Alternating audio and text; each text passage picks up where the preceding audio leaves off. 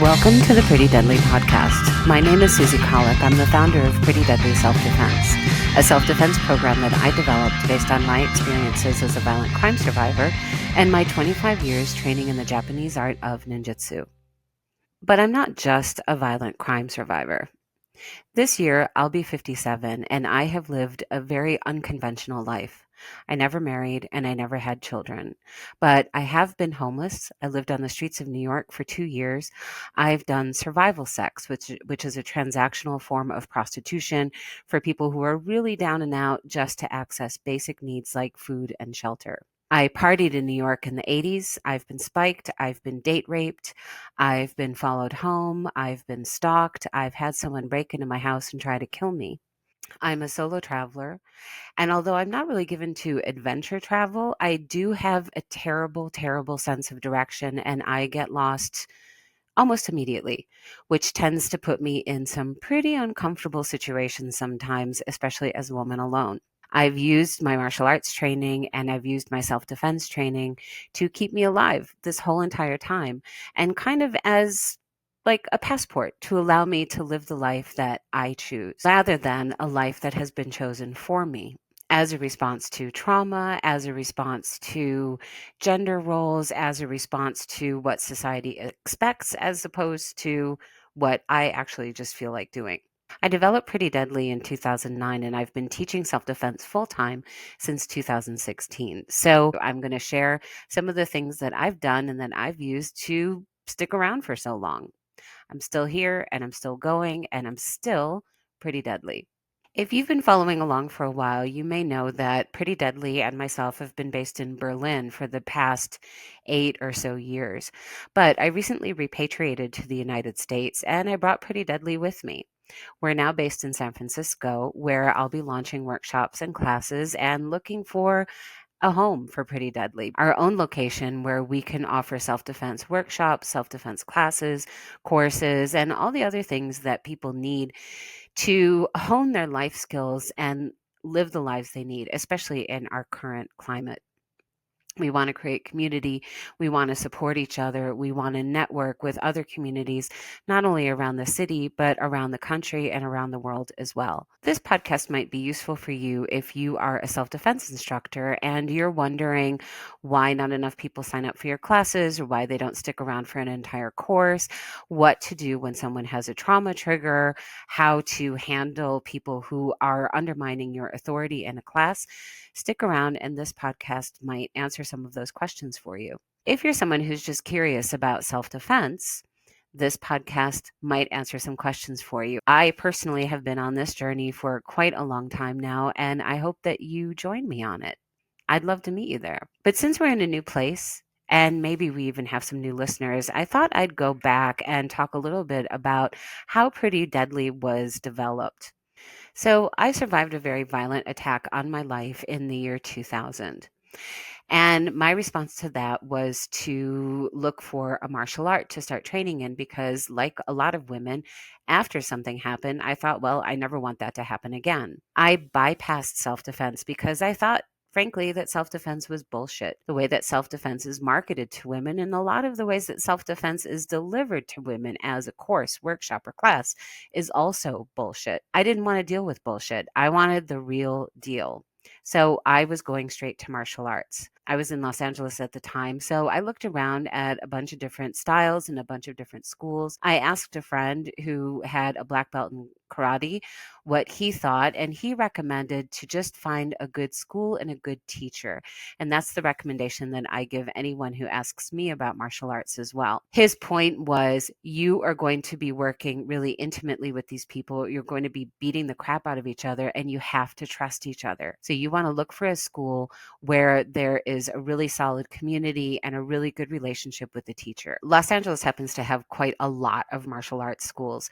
So there was a lot to choose from, but none of them really felt right for me until I met my sensei, Chad Minge, who is currently located in Louisiana, but at the time was located in the San Fernando Valley in Studio City in Los Angeles. The first time that I went to observe a class, I was actually invited to observe a Jeet Kune Do class that was being taught by a guy named Ed Monahan, who works at a kata training center in Orange County. He's a great martial artist and he's a great teacher, and I am still in touch with him, and I have nothing but respect for Ed. But what he happened to be teaching that one day that I was there to observe was too triggering for me. It was too similar to what I had just experienced literally only a month prior. I was really raw. I probably was slightly out of my mind to be looking for their martial arts classes so soon after my attack, but that's what I felt I needed to do. I then went to observe a ninjutsu class, and while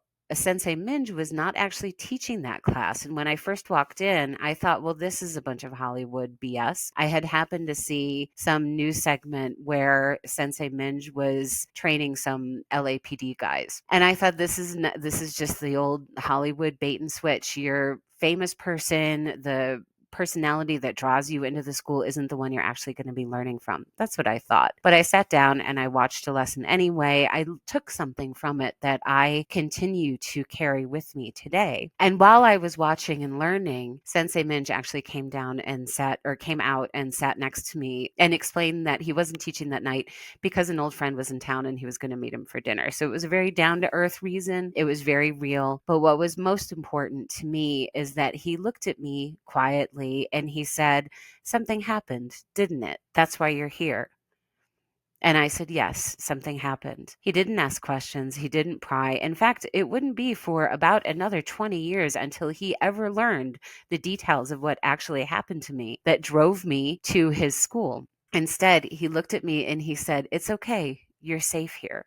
And that was it. That's what made me come back to that particular dojo, Studio City Martial Arts, which is now run by somebody else, but a former student of Sensei's. And what kept me a student of Sensei Chadwick Minge for the next, what would be 25 years and counting. I trained a lot. I was at that dojo in Los Angeles for 8 years, and it wasn't just like every Tuesday I've got martial arts or every Tuesday and Thursday. It was every day. Every day, plus private lessons, plus training at home, plus special classes that were held sometimes. I was committed. I was dedicated. It was for my life. This wasn't a hobby for me. This was something that I really needed to do in order to feel safe and live my life again. It just so happened that while I was training martial arts, or specifically ninjutsu, that I found names for things that I had already been believing, things that I had already been feeling. An important part of ninjutsu, some people call it Ninpo Taijutsu, just so you know, but an important part of this particular practice is Shinto Buddhism. And Shinto Buddhism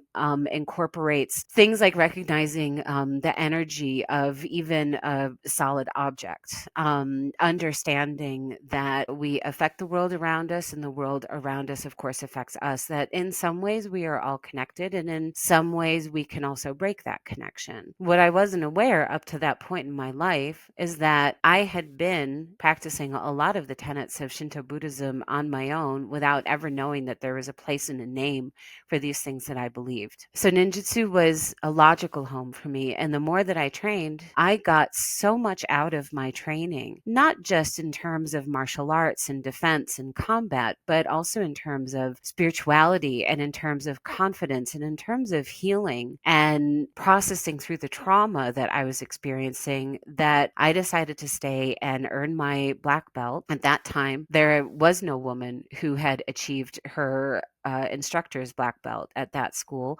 because the test was really, really hard. And I'll talk about that in a later episode. I felt that the only way that I could truly show my gratitude to Sensei Minge for all that he had given me, or all the art had given me through him, was to stay and become the first woman in this particular school to earn her instructor's belt, which is called Shodan Menkyu in ninjutsu. And that's what I did. I will speak more about training in later episodes, but I want to get back to how Pretty Deadly was born. I tested for my instructor's belt right after my 40th birthday, meaning literally the day after my 40th birthday. I did that on purpose. I wanted to combine this major milestone in my life with a major milestone birthday. My entire family and friends were invited, and quite a few of them flew across the country to attend that test, as well as all the members of our dojo and our sister dojos, as well as Sensei Minja's colleagues, friends, basically anyone who was willing to show up and watch a 3-hour test. But one of the people who was there watching the test was my mom. She was impressed. My dad was impressed. My brothers were impressed. All that was great. We had a lovely birthday celebration. That was that. So fast forward to 2009, I happened to be in Chicago, and my mom's neighborhood, which is in the north side of Chicago, was experiencing increasing gang violence, and the people being targeted were senior citizens and elderly people. That included my mom. My mom no longer felt comfortable walking from her home to her local coffee shop to hang out with her friends. So she asked me to teach her some martial arts moves so that she could defend herself and feel confident. And of course, I said yes, because I was really angry at the idea that my mother, who at this point in her life should be experiencing nothing but connection with friends and enjoying her life, was living a smaller life constricted by fear. So of course I wanted to teach her some self-defense moves. However, my mother and I had a really classic Gen X boomer mother-daughter relationship, meaning that there was a lot of competition, there was a lot of tension, whatever. If you're a Gen X woman and you had a boomer mother, you know exactly what I'm talking about. It's a real love-hate relationship. I don't know how we ever survived, but we did. In some ways, they were our first self-defense teachers. Anyway, I knew that my mom was going to resist every single thing that I taught her, just on principle about learning anything at all from her own daughter. I knew that she wasn't particularly athletic or coordinated, and I knew that she would use the excuse of not being able to pronounce the Japanese terms of the techniques I would teach her as a way not to learn the moves. She would talk herself out of her own capabilities. So I had to find a way to deliver self-defense to my mom that was easy, accessible for her, really easy for her to remember. And I had to make it fun so that she would forget she was learning anything from her own daughter. And that's how Pretty Deadly was born. One of the signature moves we use in Pretty Deadly is called cup of coffee. It's a straight punch. The Japanese term for it is fudoken. It means a movable fist. It is the very first thing that we teach people in our classes. The reason that we call it cup of coffee is because of my mom. My mom was an avid and dedicated coffee loyalist her whole entire life. And she also, like a lot of women her age, collected mugs. So she had tons of mugs of coffee, and she was really well practiced at giving someone a cup of coffee, or at least holding the coffee by the mug handle and placing it on a table. That movement is so similar to the movement that we need to use when we're doing Fudokan that I just called it cup of coffee so that she couldn't give me an argument of, oh, I can't do it. Oh, I'm learning something new. Oh, I don't want to have to train this. I'm not going to train this for 10 years like you have, et cetera, et cetera.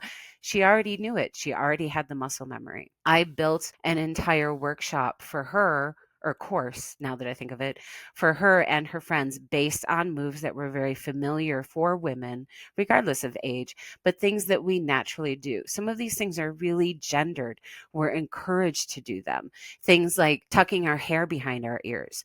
That's something that a lot of women and girls are kind of low key encouraged to do because it's a form of flirtation or a confirmation of prettiness or femininity or whatever it is. But that same movement with a slight adjustment is also a powerful elbow strike. So that's how Pretty Deadly was born. It approaches self-defense from a place not only of humor, because figuring nobody really needs to continue hearing scary stories all the time, but also from a place of recognizing the way that women move throughout our day to day as being inherently really powerful. So Pretty Deadly takes everyday moves, tweaks them a little bit for structure, and applies them to self-defense situations.